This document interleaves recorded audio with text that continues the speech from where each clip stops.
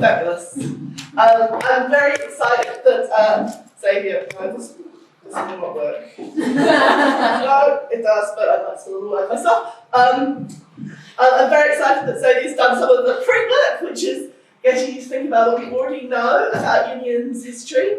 And what I'm going to do in this presentation, I'm just going to tell one very specific story involving some very specific people that you might have heard of already, but you probably haven't heard of the union involvement with it. And I'm going to do that because I think it use it as an example of why I think union history is important. And at the end, I'll talk a little bit about it. So first of all, I'm going to ask you a question. Who here has heard of Bastion Point? Can someone who has heard about it explain what you know, the basic story, to people who haven't heard about it? Any volunteers? Come on, basic headline story. Do you want to volunteer? I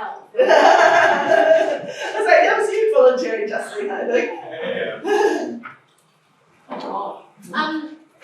My history is terrible, but I believe Bastion Point was a struggle over Māori. Of course. I'll take my own advice and use the mic.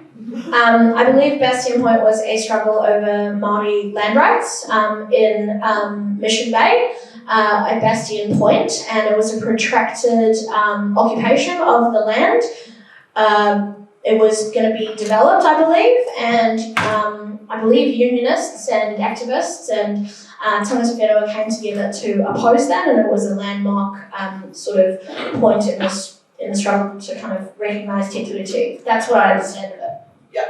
Oh, yeah. I have an additional point, is that the unions issued a green ban. We will get to that. Yeah. That is the, yes. The Basically green ban. stopped work on the site. Yeah. That's the story we're going to tell today, is what connections unions have had and what they can do with the wider struggle, and in particular, what one young worker had to do with starting this all off. So we're not going to start the Bastion Point, the occupation that most people know about, that happened in the 1970s, but we're not going to start.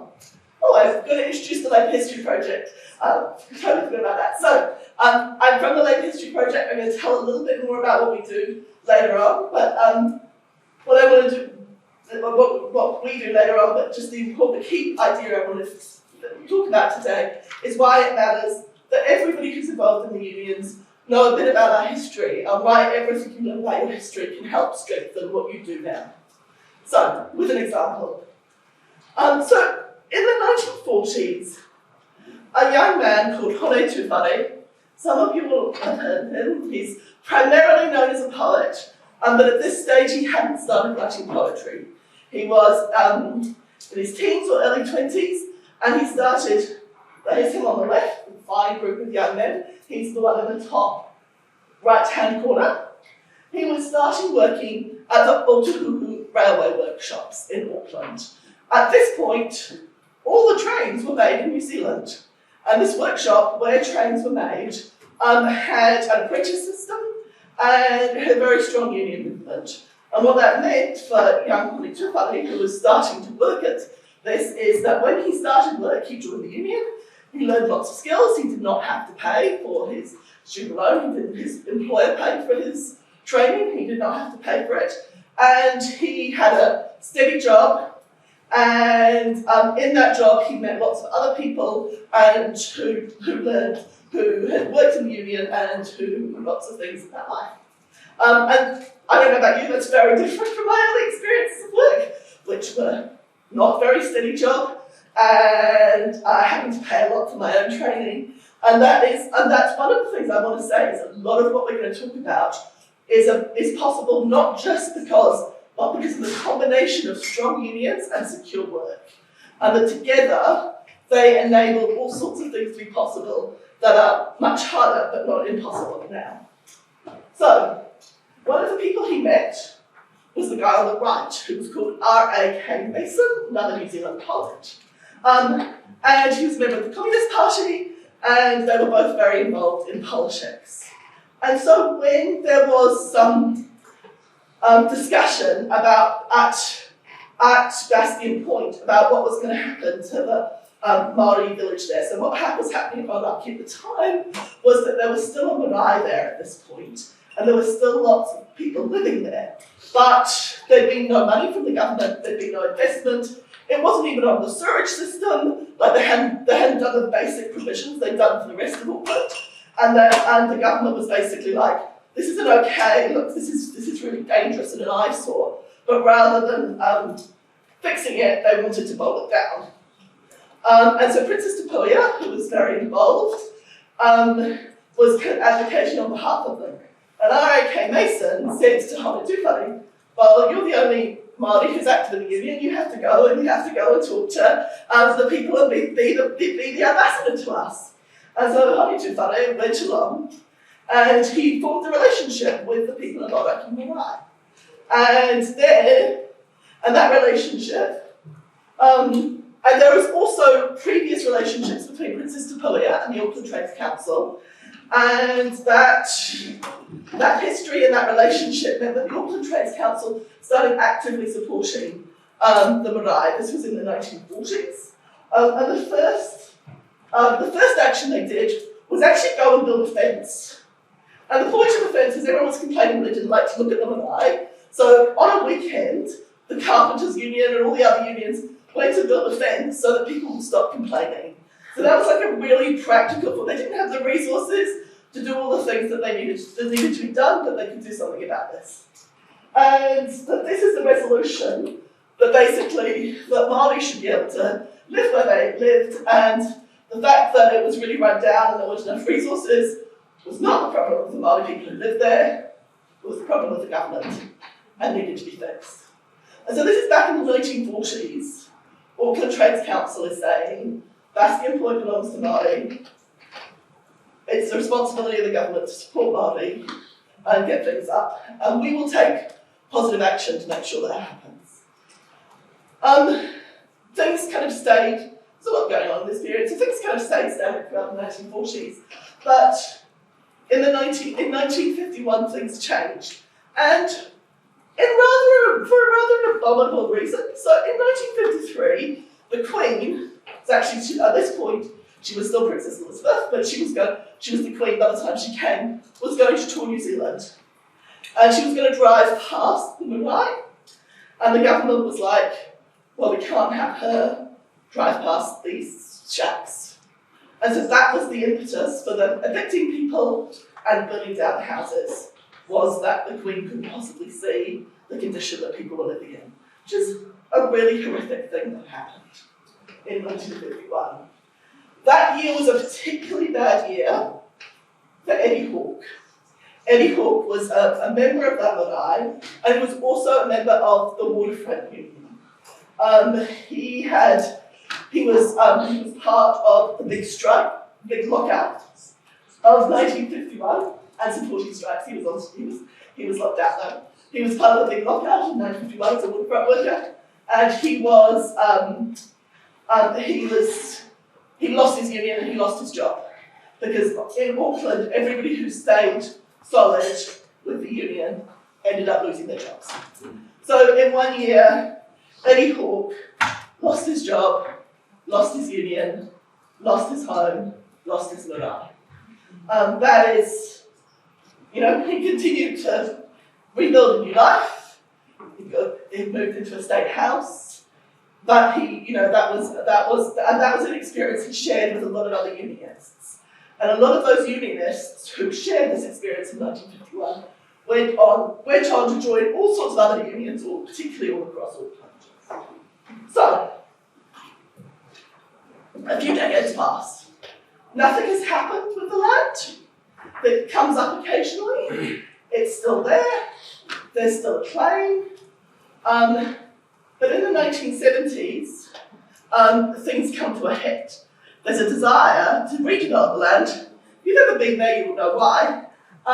For rich people's housings. It's a very beautiful piece of land with a great view and all this sort of thing. So there's a desire to redevelop it for rich people's housing. And the possibility, if that happened, the land would be lost forever, right? Like, while it's just an open patch of land, then there's not, there's still hope. Once rich people's houses have been built on something, the chances of anyone getting it back are really, really small. And so in the 1970s, and Muldoon, who is rather famous for his hatreds of unions and Māori and anyone else, was very much involved in pushing for this development. And so at this point, Māori moved in and set up camp. Then it became an occupation. It was an occupation for a really long time, so that there was this very long occupation camp. You can watch videos about it. It's a really interesting and important event. And I want to emphasise, I'm not telling the whole story here. There's a lot of interesting and important people, but I'm telling the union story because I think it's an example of solidarity that needs to be told. So Eddie Hawke's son, Joe Hawke, was one of the leaders of setting up this camp. And so he had the connections, right? They were the much older connections that were built in the 1940s. And then there were also connections with various unions. The drivers' union, the ancestor of the first, in particular, had quite a relationship with the Hawke family. And so they came to the unions and the Trades Council, and they said, Auckland Trades Council again, and said, can you help? And in doing so, the unions had access to an idea that had been developed in Australia. So the 1970s was a time of great ferment all over the world, basically. And in Australia, one of the great ferments was in the Builders' Union. And the Builders' Union there developed a new tactic called green bans. And basically what a green ban was builders saying, actually, no, we're not going to build that. We're not going to build that road if it means knocking. We're not going to knock down people's houses to build a road. We're not going to cover a park to build rich people's houses. The basic idea, and there's a great bit where builders are basically saying, why shouldn't we have a say on what we're building? We're the people doing the building. We want to build hospitals, and we want to build public housing, and we want to build parks, and we want to build the sorts of things people need. And we don't want to build, really rich people's houses, and we don't want to build roads, and this is actually what we should get a say in that. And they didn't get everything they wanted, and builders did not get to decide everything that got built in Australia at this time. But they did actually have a real impact on the built environment of Sydney, in particular, and saying actually some areas should be saved, and parks should be saved, and there's a whole bunch of parks and houses and all this sort of thing, which got saved because of the action of the Builders' Union. And so this idea, because there are lots of connections between New Zealand and Australia, this idea had travelled from Australia to New Zealand, and people knew of the idea of a green ban. And so when people were talking about Bastion Point and talking about what should be done, the idea of a green ban came up. And so what happened, the Auckland Trade Council passed a resolution in order to say, we will not support the building of anything on Bastion Point. And they didn't stop there. They went to delegates meetings of all the, and worksite meetings of all the unions whose work involved that. So, for example, the people who were involved in the road, they went and talked to them. You can't build anything if you can't build the road to get all the stuff there. So that was the first major victory. They went to the Auckland Power Board. There was a really strong relationship between a strong Māori presence, workers' presence in the Auckland Power Board, and a particular relationship with the settlement in Pangaru, which is, there's a historian who's done really interesting work on that. But they were particularly strong. They're like, no, we won't do this work. And group after group after group said, we won't do this work. Now, there was some different messages were used for different groups. So, for example, here, this is Sid Kipper, who's talking about like what he did. And he said, for people who didn't really support, you know, it's not like every worker in the 1970s was fully behind the, you know, meaningful execution of Titility. And for people who were not fully supportive of Bastion Point on those terms, they used other terms. They said, this is rich people's houses, and then they also said, you know, the last Muldoon is sarcasm. They said, Muldoon wants that, and everyone's like, okay, yeah, we're against Muldoon. You know, so, and that's about building solidarity, and it's about building solidarity on the terms that you can at the time, you know, and that process will have built further solidarity and made it possible to be more clear later. So that question of connecting on the ways that you can connect. How does your struggle connect with my struggle? How can we build that? Was a core part of the event. And the ban had an impact, you know. The ban was one of the reasons that they couldn't, you know, that building took such a long time. Things slowed down. The unions also threatened to picket when the eviction came. But I think I've got this picture. As many of you will know, eventually the protest camp was evicted. And that looked like a huge defeat, right? Like that looked like a massive defeat. And it looked like they'd won. But there was still no one building the roads, and there was still nobody connecting the power, and they knew that there would be this massive kind of kickback if they actually tried to do anything. And so that particular building didn't go ahead. That particular proposal fell apart, and it was another 10 years before it was decided what would happen. And in July 1988, the government gave the land back. And so what you see here, there's lots of things that you see here. There's a couple of threads that I want to draw out. The first is that there were two horrendous defeats in the story. Two horrendous defeats that would have left everybody who was involved feeling like they lost. Feeling like there was nothing that they could do, you know, like carrying this devastating weight of loss. And the damage that was done in those moments, particularly when the houses were burnt, you know, when I was burnt down, that couldn't be undone. But they were also not the end. They weren't the end of the struggle, and that the relationships built, so the relationships built between the unions and the people who lived there, the families and personal relationships, but also the will to continue fighting, that all mattered as well. And if you go back to Ngāti Whātua,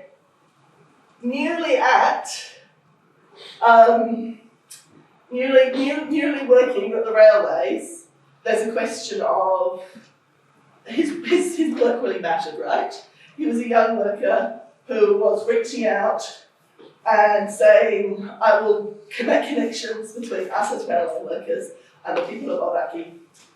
And that work that he did was a seed that continued that. It wasn't the first connection as well. It wasn't like it was the first connection between Māori who was fighting for land and the Auckland Trades Council, but it was an important part of building that relationship and building those things.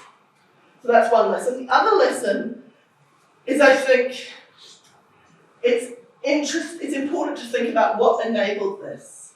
Like I said, that all of this was enabled by strong union presence and secure work.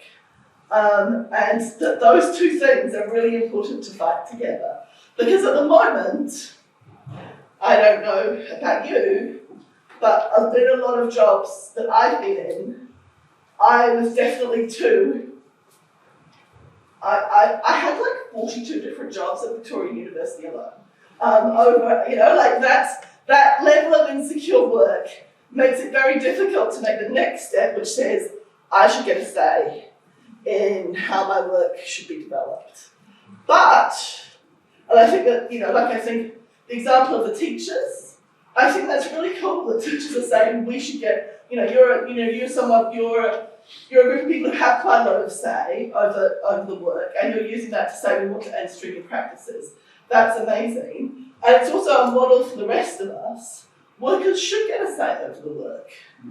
And if workers get a say over the work, then that also enables building solidarity with other struggles. Or demanding for a say over the work is a way of advancing solidarity with other struggles. So we're talking about a just transition. This is an example of fighting for a just transition. Green bands are part of just, when we're thinking about just transition, we shouldn't think of it entirely as something that is done to us, but as something that we can organise and demand for. And these examples of what has gone before are really useful. And so that's the other thing that I take from this story. But also just so many, this is just one story of many, and knowing what was possible is really important, right? Because as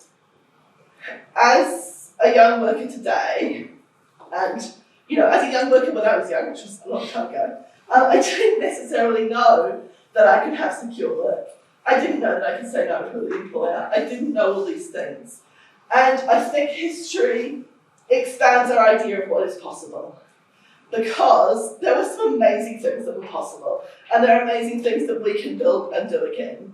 And, for the union movement to be such a central part of saying no, not central part, but accessory part, a key part. We don't want to overplay the other. There are other things that saying no, I think, is a really important thing. So, are there any questions about this? And then I'm going to talk a little bit more about history in general.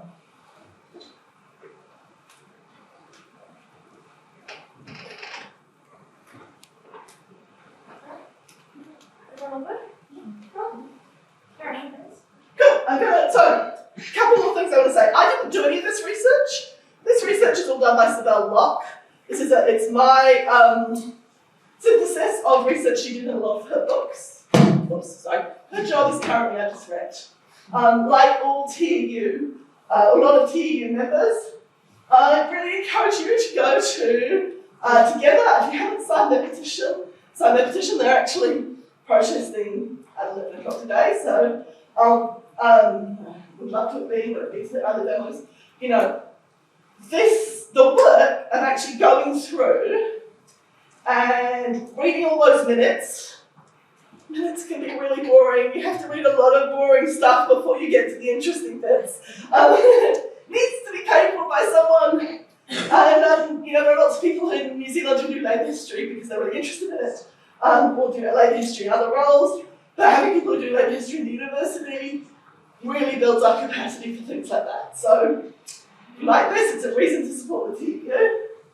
Other thing I want to say a little bit about is about the Labour History Project, which I'm part of. We're having an AGM.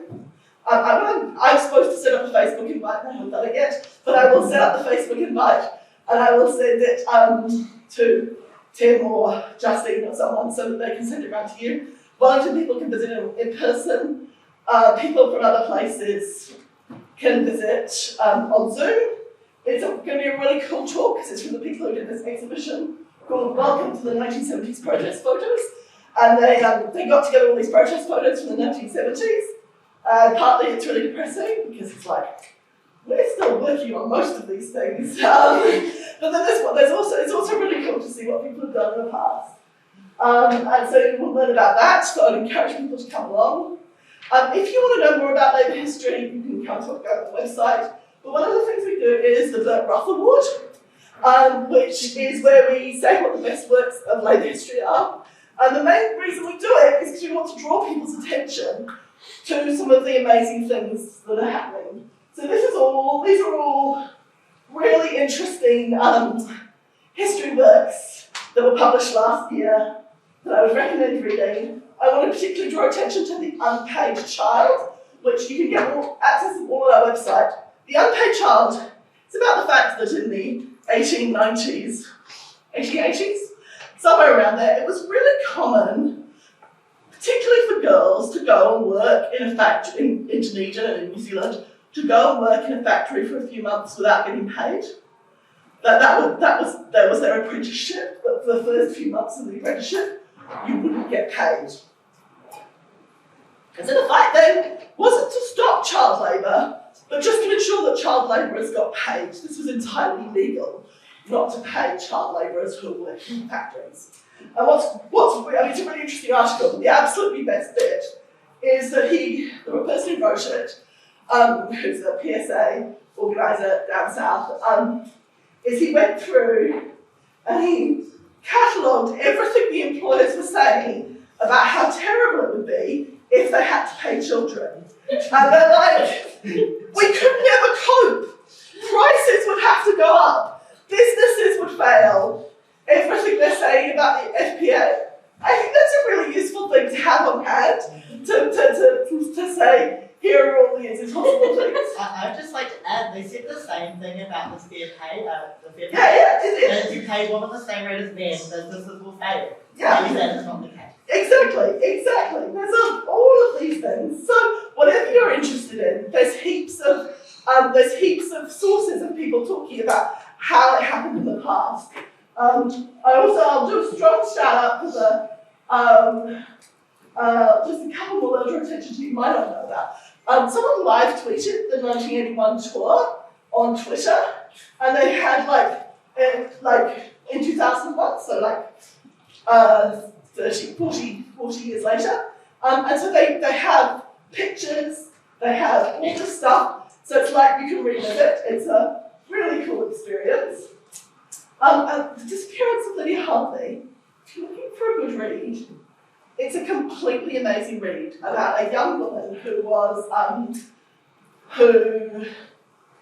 was working she's a New Zealander, in about 1913, and she was working as a servant, and she really hated it.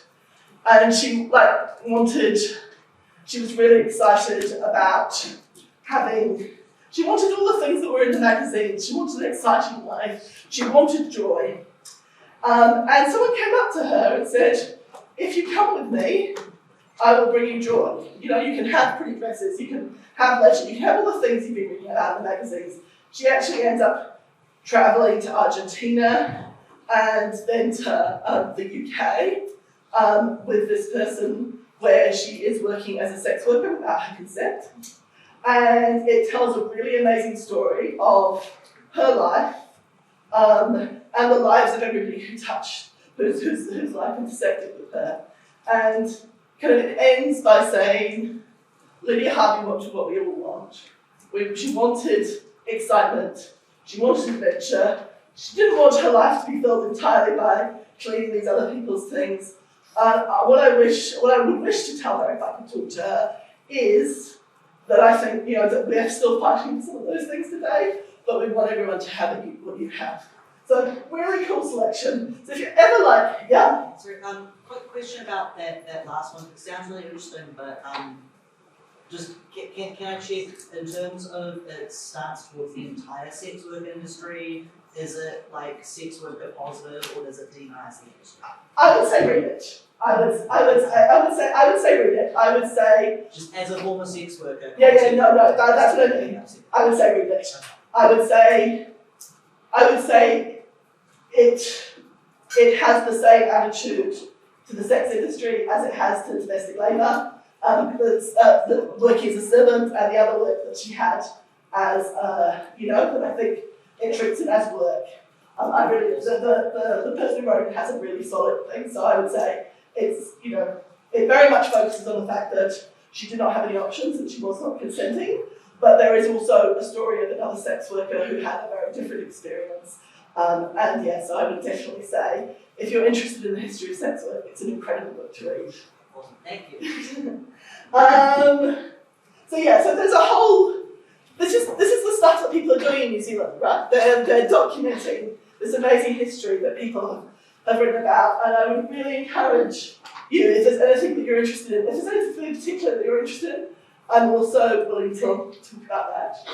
And then, what I just wanted to end with, which is sort of my final thought about why I'm doing this, and then I'll take any questions about history and stuff if you wish. I'm going to end with a quote from Anne Braden. It's a really interesting figure. Strongly recommend checking her out as well if you're interested. She was a unionist and civil rights person working in Tennessee, white unionist and civil rights person working in Tennessee, when there were very few other people who were doing this. And she continued to do that for her whole life. But the quote the reason I brought this because I've got this poster and it says, "You're part of a long chain of struggle." And that chain of struggle was here long before you were born, and it's going to be here long after you go. And that gives your life meaning. And look, there are many reasons I study history. One is because it gives me hope when things are down, and it raises my idea when things are possible.